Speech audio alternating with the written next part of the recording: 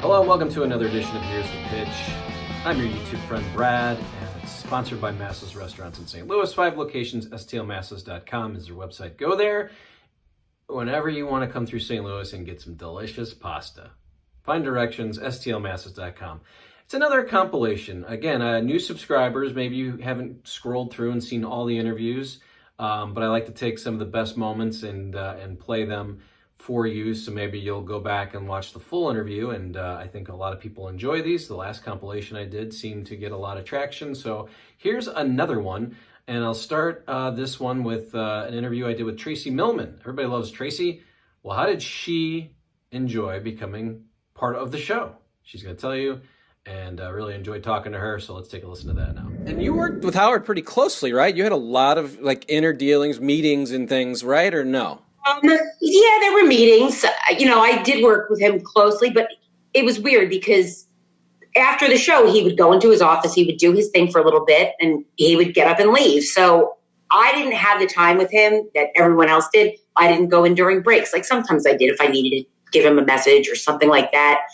The most time I really ever spent with him, and I actually miss doing them once things all digital, is we used to do movie screenings. So every time a new movie would come out, the movie company would invite us to go to a private theater, and the whole crew could go. We would all sit and watch the movies, and I always had to meet him on the streets. And I remember one time we were seeing some movie in IMAX, and I had to meet him, and it was like 3 escalators up. And I swear to God, I think we were together maybe 3 minutes, and he knew my entire life story. I mean, and I don't know what it is about him, but he asks you a question and you legit just want to answer it. You want to tell him anything he wants to know. Like you melt into it. It's the weirdest thing I've ever seen in my life. But I would enjoy those little conversations with him and those times with him. He really is great. He's just a great guy. So at some point you get on-air experience. Was that something you even cared about? And it was the grill oath, right? That's the real first time when we get to hear your voice and Tim gives you a show. But before that, I'm sure Howard's like, oh my God, radio gold. Like listening to Tracey take down Grillo, the way you say his name, the way you say douche, I would like to hear a little bit of that if we can. Just give me some, but it was such a funny thing. I know. I'm sure it's like, oh God, why do I have to hear this? And you said that people still say this to you, but just tell me a little bit about that. What was it like? Did you enjoy? Did you want to be on the air? And when Tim approached you about doing a show, right? And that's when this all happens, where you become sort of a character?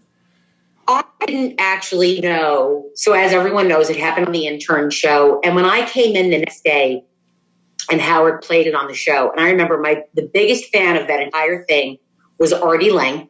He went nuts for it. But it was very weird to me because as much as that's when he was like, she's radio gold, I wasn't used to, and I'm still not, and I think this was one of the reasons also why I was just okay getting out of the industry. There are a lot of really shitty people out there who just want to bring you down and make you feel bad. And you really have to be strong to be able to put up with that stuff. And it was tough for me at first. Like I really didn't like it, but I guess they had the conversation. They decided they wanted me to try happy hour, which I did. And it just kept going. And I was like, I don't want to put up with this shit. Not only do I feel like I'm saying things that I wouldn't normally say, and I'm taking down people that I normally wouldn't take down for what? And then I'm getting berated by people I don't even know for the same reason. I'm like, I don't want to do this. So after the Gary one, well, that was pretty bad. Gary didn't talk to me for like 3 months after that. It was really bad. I was like, this just isn't worth it. I mean, it amazes me that I'm gone for 7 years and there are still people out there that are total shitheads that feel like they have to say something negative to me. Like, I moved on. Maybe you should move on too. And maybe you should try some therapy. I don't know. That's all I'm going to say. But it is hilarious stuff. I mean, not the things that people say to you, but the things you said. As I told you in our pre-interview, I still walk around the house going to my wife, douche. She's like, stop, just stop. But it's funny. But you mentioned the Gary thing. How hard was that? Because, you guys are tight and you have to work together. And now you're on a radio show and And this is exactly what Howard wanted, right? So now you're trying to play. What Howard wanted, but at the same time, I don't feel that I said anything that the Howard TV guys didn't say, like when they caught him sleeping in the office. Those were the things I brought up. And anything that I said was true. If there's one thing anyone who knows me knows about me is I am a straight shooter. I will tell you like it is. I don't sugarcoat shit, and it is what it is. Maybe he didn't like my delivery. Maybe it's, I don't know, because I wasn't a Scott DePace or a Doug Goodstein. He just took it a little harder when it came from me. But if I'm telling the truth and you don't like it, maybe you should look at the truth and not me, you know? Well, and you even said in this, and I'm sure, to me, thinking about like the world today, it was boys club, right? And you're this Spitfire, you're not going to take any shit. And I think, yeah, and I don't think Gary liked that. But how hard was that? I mean, you really were one of the. Robin was a staunch female, but she's on the air, and it's totally different. Back in that room, I can't imagine there's a lot of women back there giving it to Gary, and that's I think why it was. It was probably shocking to him that you were doing that, but also probably hurtful because he thinks everybody loves him. He needs everybody to love him, right? Oh, don't get it twisted, though. I actually do love Gary, and I still to this day love Gary. He was always good to me. He was always sweet to me. I did something because I thought I was supposed to do it. Would I have done it in any other day or even thought about the things that I brought up on that show had I not really kind of been asked to? No, absolutely not. You got to know your place. I mean, and I think in any other work environment, you do know your place. But here, it's so different. Like there, it was so different that you're expected to do things or to be a certain way. And I think it just gets the best of you a little bit. And you kind of just roll with what you think you're supposed to do, even if it's not something that you would normally do.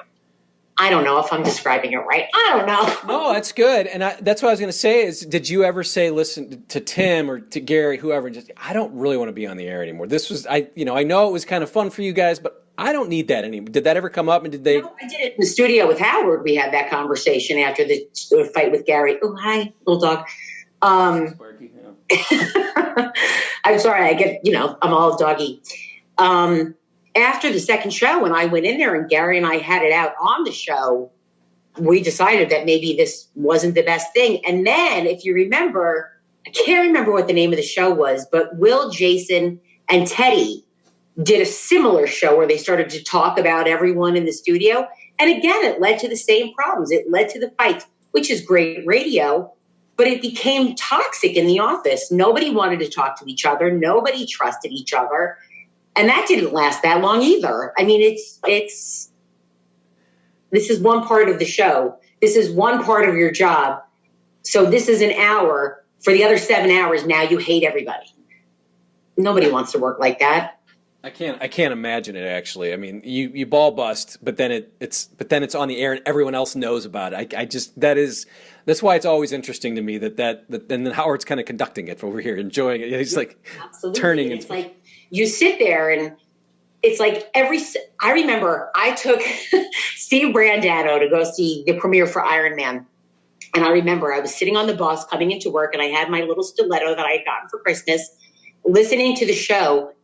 And Howard started to get angry. How come you've seen Iron Man and I haven't seen Iron Man? It was this whole big to-do and I freaked out so bad.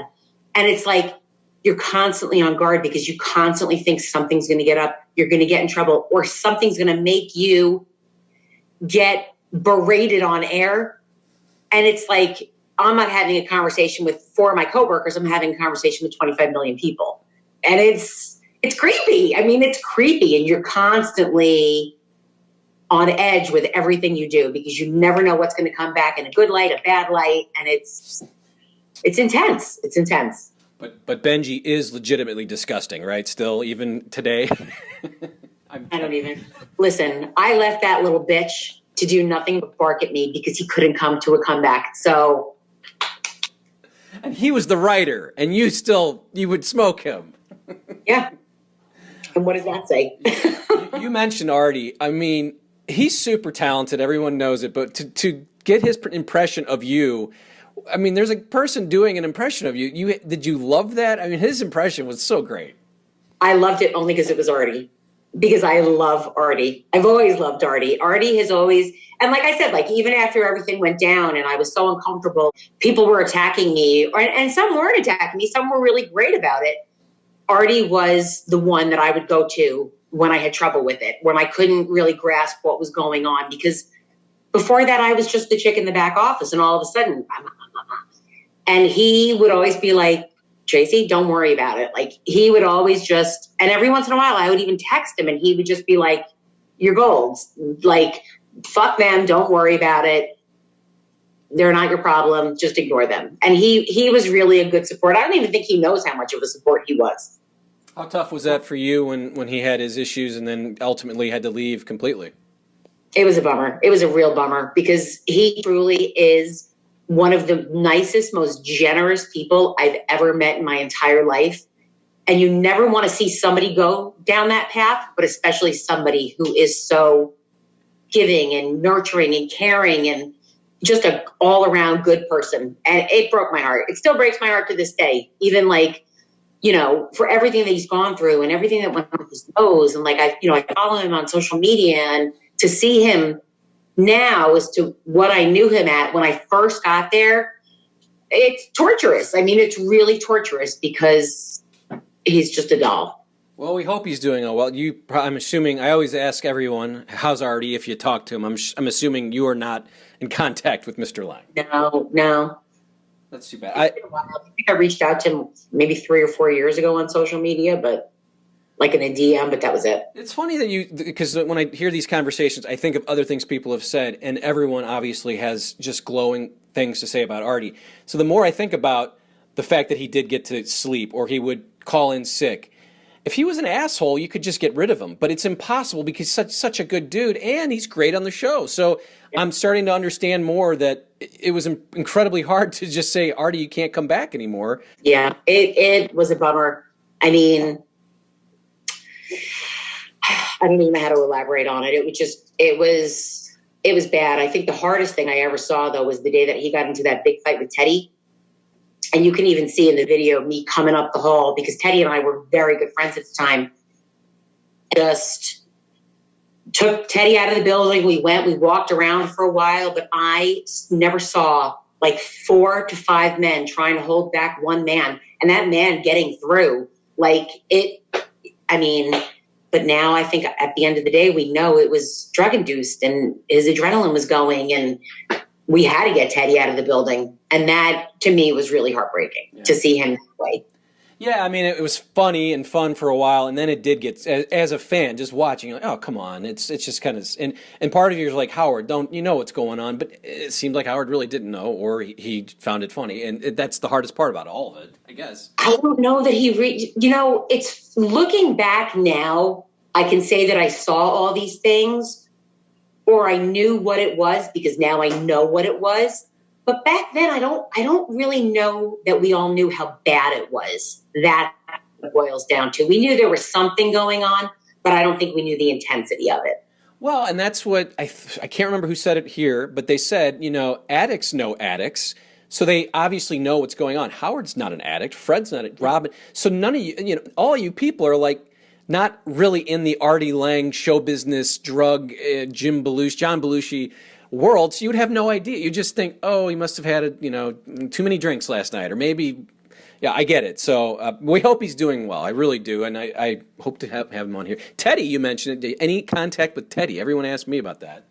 I haven't talked to Teddy in a while. Last I knew about Teddy, he and his wife they had like a sandwich truck, like a whatever they're called. I can't even think of the word right now. Then I think he opened a restaurant, but I think since then he's closed it. But don't quote me on that. But I don't really know where Teddy has gone. Yeah.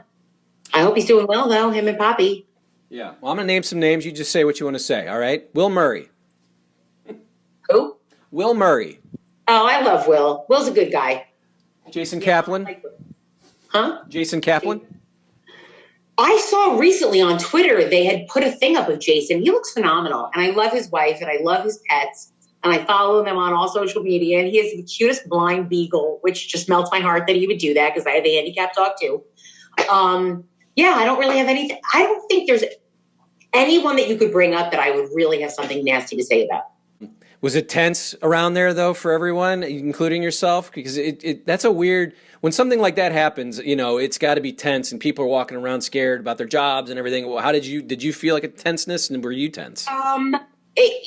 Listen, it was different. I mean, you know, one day I was in my own office, the next day I was in Gary's office. Like, I remember my best friends, I spent the weekend at my best friend's out on Long Island, and that Sunday she had, I don't know, a bridal shower or something. So I stayed at the house and I was babysitting her kids while she was gone, and her husband, I don't know, was playing golf or something.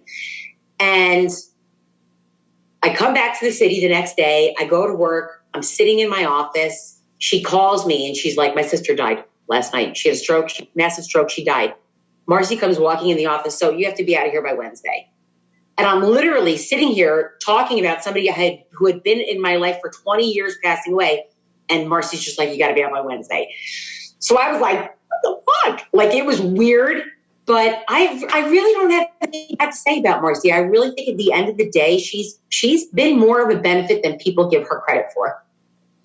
Yeah, I mean, obviously there's another contract, another 5 years. So Sirius seems to enjoy it. There must be subscribers, so it is working. And Howard's almost 70, right? I mean, he like you were saying, anal ring toss doesn't work when a 70-year-old's doing it. No, it's gross with a 70-year-old. No, it's like watching my father with anal ring toss. I'm not interested. No. Great, thanks to Tracey. What a nice lady, and it was really fun to talk to her and kind of hear that voice again in the back of my head. Next one is Shuli. I did a long interview with Shuli when he left the Stern Show right after he left, and that was awesome that he did it.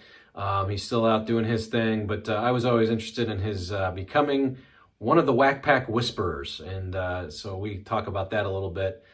Here's just a little piece of that. Again, you can see this whole interview if you just go to my playlist. Make sure you subscribe because I'm always adding new Stern interviews.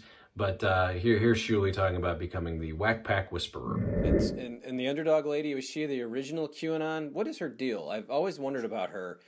Because she doesn't have Down syndrome. A little respect for my lady, Brad, for I knocked that toupee off your fucking head. Tell me, what is her, all the other Whack Packers I can kind of figure out. Now, yeah. I've watched the Channel 9 show. I mean, I came in the early 90s, Channel 9 show, saw the underdog lady. I'm shocked she's still alive. I'm shocked she still does the same. I mean, it's amazingly great that she does not change. I think it may, as I'm talking myself through it, she may be my favorite Whack Packer because of that there's been no change to this character. Tell me, what is her deal? Her deal is called autism, I believe, or Asperger's. I'm not sure which one. She's definitely on the spectrum. She's a lovely woman. You hit it on the head. She is who she is, and she will not falter or sway for anyone. And as a lifelong fan of the show and seeing her on Channel 9, all those appearances, I remember when I started working up there very vividly one day thinking to myself, I am going to get this woman back on the show. But at that point, it was about, I guess, doing what was done in the past, right? I guess in my mind at that point, I was like, I'm going to get her back on the show so we can goof on her. But then when I started talking to her and spending time with her on the phone and really, there's no 5-minute conversations with Suzanne. They're all 40 minutes, 35 minutes, and you're hearing 2 minutes of it. It's not to say that the rest is shit. It's just that's what you're hearing. That's the best of the best. Once I got to know her and she really opened up to me, that's when I was like, you know what? We shouldn't bring her in and goof on her. And Howard, to his credit, was like, I'm not looking for her to come in. I like her talking through you and to you. I like that. And I liked it too. And for me as a fan, to be able to just have her voice back on the air in any way. And I actually had her call in once when Kimmel was there. So for me, that was like, I succeeded. I got her back on the show, even though she wasn't happy about it. But I still talk to her regularly. That's somebody that I will not break ties with. And I tried to, because again, I'm still a fan of the show. I want both worlds to exist, and I tried to kind of set her up with somebody over there to talk to, but she does not want to talk to anybody else over there. So I think what I'm going to do is do like a podcast with her, a free one. And then that way the show can just use clips of that and she can still be on the show. Everybody wins, right? That is very sweet of you. I mean, she needs to be heard. I'm sorry. That's just these conversations. They should be in the fucking Smithsonian. I'm sorry. They're just amazing. I think I was driving around maybe 3 months ago and they were playing something and it was her and I had not heard her in forever.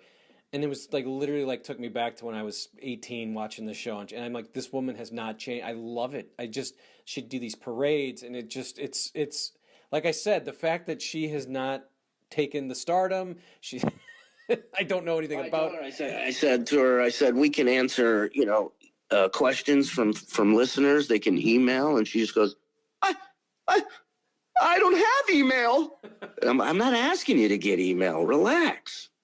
So. Well, sweetheart. I've enjoyed our time here. I guess my last question would be, who do you not miss from the show? Jason Kaplan? Who's the one person you're like, I'm glad I don't have to work with that guy or girl? You don't have to answer that. I don't have anybody that who? What did you say? You don't have to answer. I said you don't have to answer, but it's Baba Booey.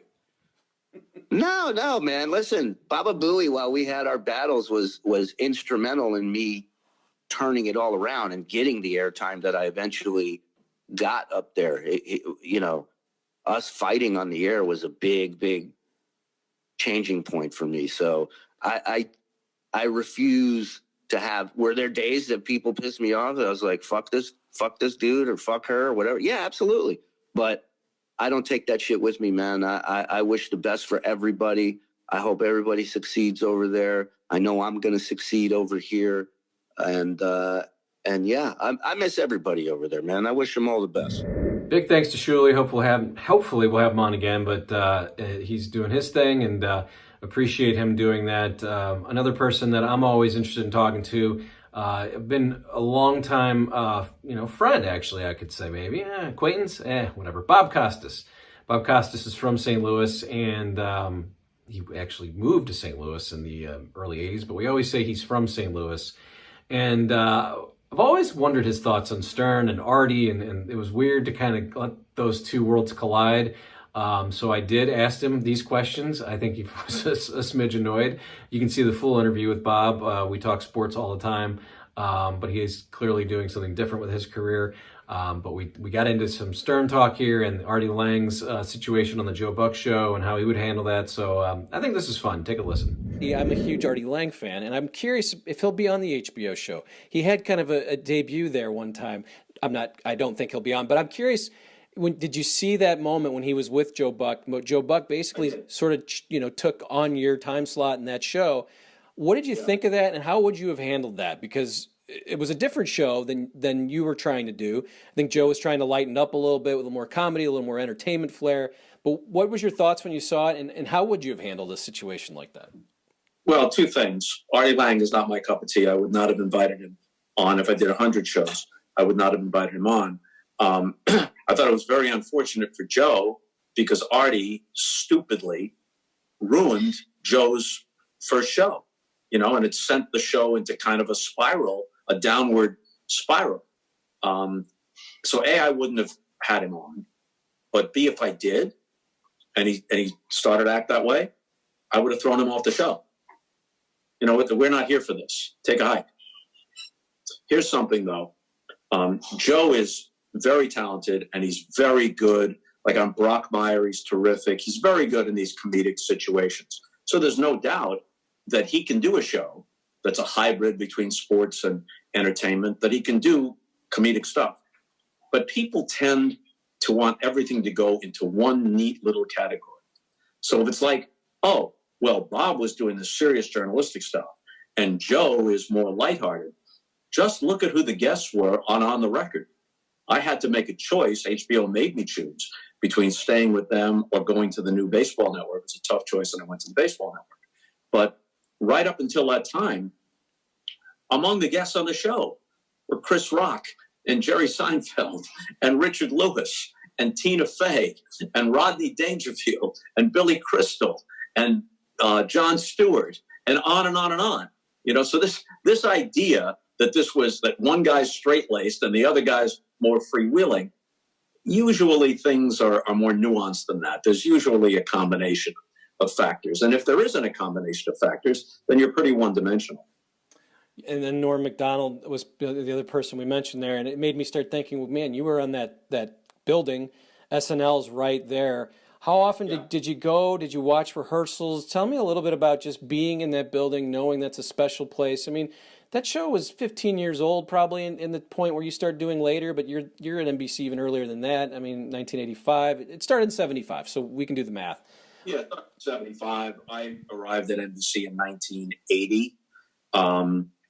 Did you ever go hang out and watch them rehearse and get to know those? I mean, no, I would go. You know, Dick Ebersol, who became the head of NBC Sports in the late 80s, was the co-creator of Saturday Night Live with Lorne Michaels in the mid-70s. And then there was a period of time in the early 80s when Lorne took a celebrated hiatus away from the show, and Dick came back in and ran the show and brought in some of the best performers in SNL history. So Dick had that connection. So Dick and I were close. So a lot of times we'd, wander up there. We were on the 6th floor. They were in 8H. We'd wander up there and see what was going on. Sometimes we watched rehearsals. Sometimes we watched dress rehearsals. Sometimes we watched the live show when it rolled out at 11:30. Sometimes people will say to me, when do they tape that? No, it's Saturday Night Live. It's live, pal, with all the danger that implies. Did you ever go down there and see something being rehearsed and go, this is going to, something crazy like Wayne's World, or just something that came out of nowhere, or was it more just kind of being around that building? Well, when Rickles was the guest host, and everybody revered him, all the young comics totally revered Don Rickles, the way they revered Dangerfield. It's like, this isn't what we do, but we recognize why it was great. And there were living legends. Rickles would not stay on script. So these guys are trying to figure out, where do I come in with this line that we rehearsed? But Rickles just went off and did a Rickles thing the whole time. And if you ever come across, I mean, it's many, many years ago, but if you ever come across it, you'll see the other Saturday Night Live players. They're trying not to laugh when they're not supposed to laugh according to the script. And he just commandeered the whole show, but it was brilliant in its own way. The other thing that people don't know is that the dress rehearsal is usually 2 hours. And they judge, there's an audience, and then a new audience comes in for the actual show. So the dress rehearsal is like at 8 o'clock. And then they judge what works. So a half hour's worth of material, minus commercials, goes away. And they might rearrange. Like, hey, that fourth thing worked better than the second thing. Let's move the fourth thing to the second spot.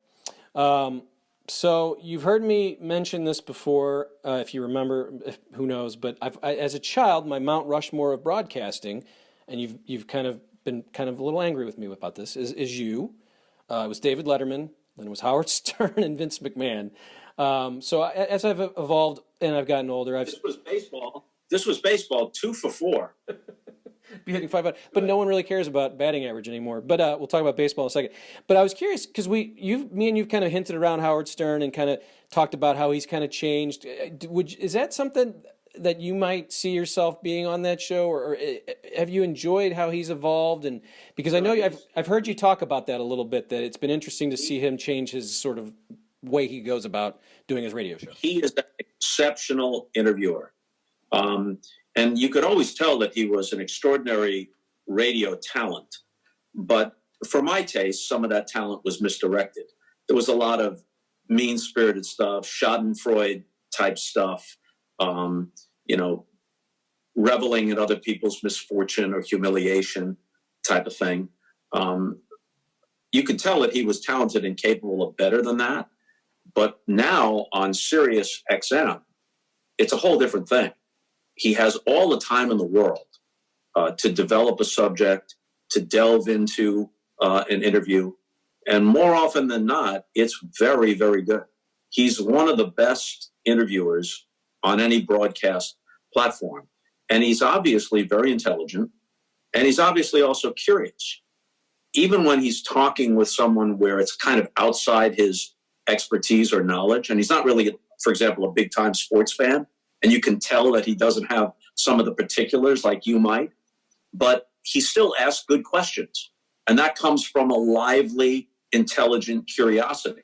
So, if I was evaluating Howard Stern, the first half of his career, I would say not my cup of tea, but obviously talented. But now I would say not only is it very, very good, but I'm a fan of it. Would you be on the show if they asked? I guess. I don't know. It's a Zoom call. It's a Zoom call. I'm not lobbying for it. So I thank Bob, and I thank everybody who's been part of the show. Again, you can go through my playlist, take a look, and see the Howard Stern interviews. I'm doing comedians who are coming through town, WWE stars, athletes. Here's the Pitch is the name of the podcast. Anybody who's got a pitch, I want to hear from them. But yeah, we'll stick with some of these Stern-type interviews as they seem to garner the most attention. Again, I appreciate you all coming by here, subscribing. I promise you some new, fresh content coming soon, and I think you're going to like it. But that's going to do it for today's show. Thanks to Masses, my title sponsor, stlmasses.com.